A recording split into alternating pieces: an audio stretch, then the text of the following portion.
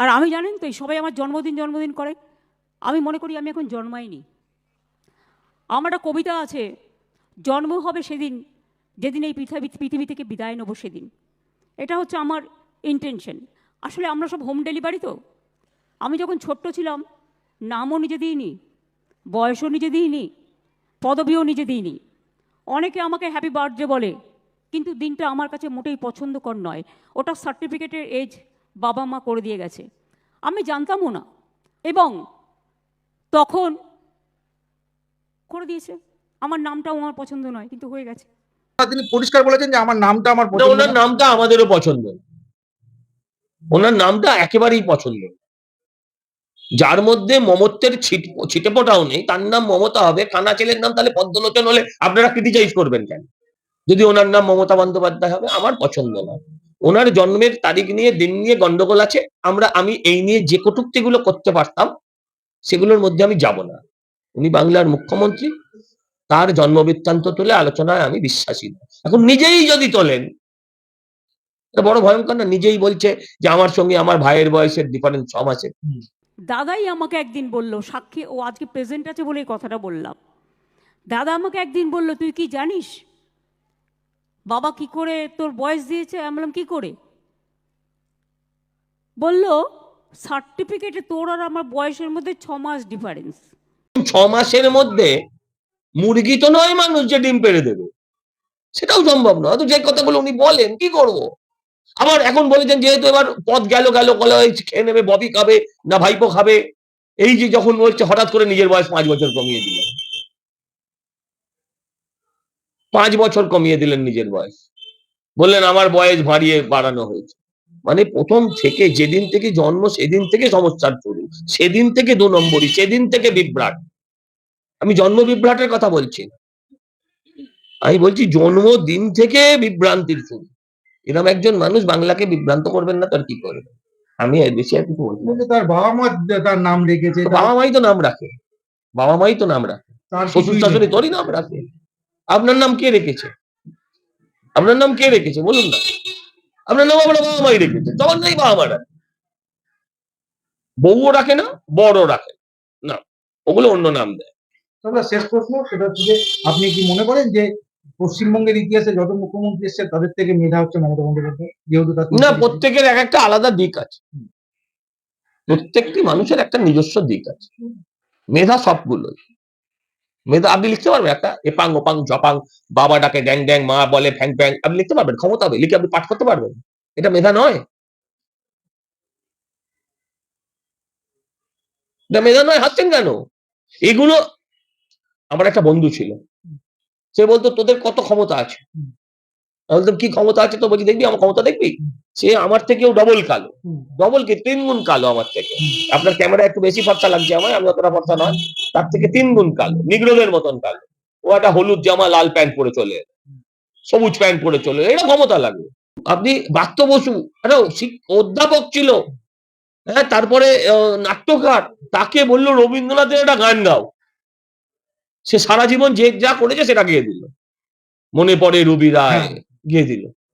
এবার education minister ব্রাত্য বোস খোদ নাটক করে, সিনেমা করে, গান করে, কবিতা বলে, অনেক কিছুই করে। তার কাছ থেকে তুমিও রবীন্দ্রসঙ্গীত গাও না? কিছু না থাকলে স্টকে এটা তো থাকেই। দিদিকে প্রণাম। আমাকে একবার আমি আমার এক বন্ধুকে একবার বলেছিলাম, তোমাদের জন্য বলি, যে সে আমায় বলেছিল তুমি আমার একটা গান গিয়ে শোনাবে। আমি তাকে বলেছিলাম বলো, তাতে সে আমার উপর এত রেগে যায়, তারপর সে কোনোদিন কথা বলেনি। আমার অবস্থা যে গান তো গাইতে পারো না, গান বলবো না। ইন্দ্রনীল খুব সুন্দর গাইলো, পরের লাইনগুলো আমার সঙ্গে একটু সাথ দেবে কি? তাহলে একটু গাইতে পারি তোমার সঙ্গে গলা মেলাতে পারি। আচ্ছা যাও। রোদ জ্বলা দুপুরে, রোদ জ্বলা দুপুরে, রোদ জ্বলা দুপুরে, সুর তুলে নুপুরে, তারপর বাস থেকে তুমি যাবে নামতে। এখন এই যে স্মার্টলি উনি সেটা তো হাততালি দিচ্ছে, পেছনে লাথি মারা যাকে উচিত ছিল, আসলে মূর্খ আর একটা মূর্খ ভুলটা ধরবে করতে। তো এটাও তো একটা প্রতিভা। মঞ্চে স্মার্টলি উঠে চণ্ডীপাঠ ভুলভাল করে, সরস্বতী পুজোর মন্ত্র ভুলভাল পড়ে, জেনে শুনে ভুলভাল করে। এই আপনি পারবেন? আপনি আপনি চণ্ডী মন্ত্রের নাটক করতে যাবেন? যদি আপনার দক্ষতা না থাকে, উনি করবেন। কেউ মরে গেলেই বলে যে, ও আমাকে রোজ ফোন করতো, গানের সুর চাইতো, আমাকে দিয়ে ছবি আঁকাতো। যে বিষয়ে এক্সপার্ট। বলছে হয়তো মোহাম্মদ আলী আমার কাছে এসে বক্সিং শিখতো। এটাও তো একটা প্রতিভা। জীবিত অবস্থা বলেন না। জীবিত অবস্থায় কাউকে। ছি, ছি। নির্মলা মিশ্র, তারপরে সন্ধ্যা মুখার্জি সবাই ওনাকে বলতেন গান শোনা। গানটা শোনার পরেই দেহত্যাগ করতেন বিরাটে যায়। মেধার নিরিখে বাংলার সমস্ত মুখ্যমন্ত্রীদেরকে ছাপিয়ে গেলেন মমতা বন্দ্যোপাধ্যায়। তিনি বললেন যে তিনি মাস্টার্স পড়াশোনা করেছেন, বিএড করেছেন এবং এলএলবি করেছেন। প্রাক্তন মুখ্যমন্ত্রী যারা ছিলেন, বিধানচন্দ্র রায় তিনি একজন ডক্টর ছিলেন, সিদ্ধার্থ শঙ্কর রায় তিনি ব্যারিস্টার ছিলেন এবং পরবর্তীকালে আমরা জানি যে জ্যোতি বসু বুদ্ধদেব ভট্টাচার্য তারাও মুখ্যমন্ত্রী ছিলেন। কিন্তু সবাইকে মেধার নিরিখে পিছনে ফেলে দিলেন মমতা বন্দ্যোপাধ্যায়। দাদা, মমতা বন্দ্যোপাধ্যায় তিনি বলেছেন যে তিনি মাস্টার্স পড়াশোনা করেছেন, বিএড করেছেন, লুকিয়ে লুকিয়ে এলএলবিটাও করেছেন। আজও আমার মনে আছে স্কুল শিক্ষিকাদের নাম, স্কুল শিক্ষিকাদের নাম, কারণ আমরা মেয়েদের স্কুলে পড়েছি, যার এখন তো কো এডুকেশন অনেক হয়ে গেছে, ছেলে মেয়ে বোধ। আমাদের এখনও মনে আছে ইউনিভার্সিটির প্রফেসরের নাম, কলেজের দিনগুলোর কথা। এটা আমি কখনোই ভুলতে পারি না। এমনকি বিএড পড়তে গেছি শিক্ষায়তনে, তাদের কথাও মনে আছে। কলকাতা বিশ্ববিদ্যালয়ে যাবার সুযোগ পেয়েছি খুব কম, সেই সময়টা আমি রাজনীতি করতাম, ভয়ে ভয়ে যেতাম, কারণ আমার সারা শরীরটা আমি একটা জীবন্ত লাশের মতো, পা থেকে মাথা পর্যন্ত এমন কোনো জায়গা নেই যে আমি পিটানি খাইনি সিপিএমের আমলে। মৃত্যুর হাত থেকে অনেকবার বেঁচে এসেছি, কাজেই সেই সময়টা যেতে ভয় পেতাম। তা সত্ত্বেও 2 বছর এমের যে ক্লাস থাকে, আমি তার মধ্যে 1 বছর ক্লাস করেছিলাম লুকিয়ে লুকিয়ে। আমার পরিচয় তখন কেউ জানতে পারেনি। আমি যখন এলএলবিও করেছি তখন আমার পরিচয় কেউ জানতে পারেনি। লুকিয়ে লুকিয়ে কেন করেছেন? সিপিএম মারতো কাকে সিপিএম মারত? মমতা ব্যানার্জি। মমতা ব্যানার্জি তখন তো রাজনীতি করতেন না। আমি জানতে চাই, লুকিয়ে লুকিয়ে ওনার কিছু করা কাজের ব্যাপারে দীপক ঘোষ বলেছে। এই ব্যাপারটা লুকিয়ে লুকিয়ে করার মতন তো কোনো কাজ ছিল না। লেখাপড়াটা উনি লুকিয়ে লুকিয়ে করলেন কেন? আমি জাস্ট জানতে চাইছি। আমার তো একটা ইনফরমেশন দরকার। মানুষ একটা লোক লেখাপড়া করবে। উনি যখন লেখাপড়া করতেন তখন পশ্চিমবঙ্গে ওই সময় নিশ্চয়ই কংগ্রেসের শাসন। এমএ করেছেন, কত সালে এমএ করেছেন উনি? সেটা নিয়ে একটু বিতর্ক আছে, সেটা আমি বিতর্ক ছেড়ে দিন, উনি যা বলবেন তাই। উনি শুনুন, উনি যেটা বলবেন সেটা কখনো অবিশ্বাস করবেন না, সেদিনের মতো সেটাকে বলবেন।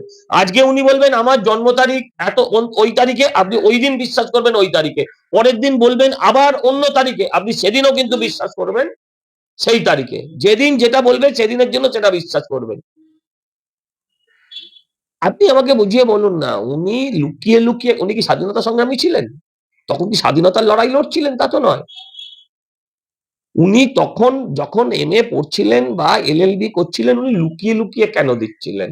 সবকিছুর মধ্যে পাঁচফোড়ন না দিলে, ওনার কথার মধ্যে অ্যাডভেঞ্চার ক্রিয়েট না করলে ওনার আসলে পরিতৃপ্তি হয় না। এমএ করেছেন কি করেননি, মিথ্যা কথা কি সত্যি কথা, that is a different issue. জাল এমএ, পিএইচডি জাল, এগুলো ডিফারেন্ট ইস্যু। কিন্তু লুকিয়ে লুকিয়ে করেছেন কেন? এ তো অবৈধ প্রেম করছিলেন না উনি, যে লুকিয়ে লুকিয়ে করবেন। আচ্ছা, তখনকার দিনে লোকে প্রেমও লুকিয়ে লুকিয়ে করতো। এ তো কলেজ, লেখাপড়া, ইউনিভার্সিটি, এটা লুকিয়ে কেন করবে? এ তো চিৎকার করে করবে। বলতে পারবো না।